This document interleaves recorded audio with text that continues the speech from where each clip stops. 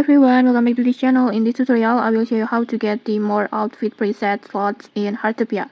So in Heartopia, once your outfit collection points reach 800, you will unlock the preset feature like this one, like this. But by default, you only get 10 custom preset slots. This one, you can just get 10 slots. But generally, you can expand it. And to expand it, first just go find NPC King. This NPC, it's located over here near this urban lake.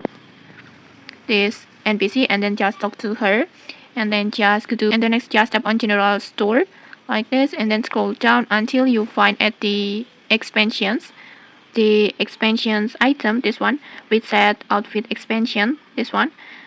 With this outfit expansion, you can increase your outfit slots capacity. And its expansion, it will cost 10 wishing stars, so make sure you have save enough before buying.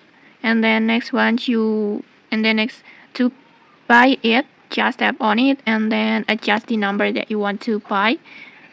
And after that, just simply tap on purchase. And just like that, your purchase slot will be automatically increased and you can start saving more outfit. This one, you can see it's my outfit preset becomes 11 slots like this.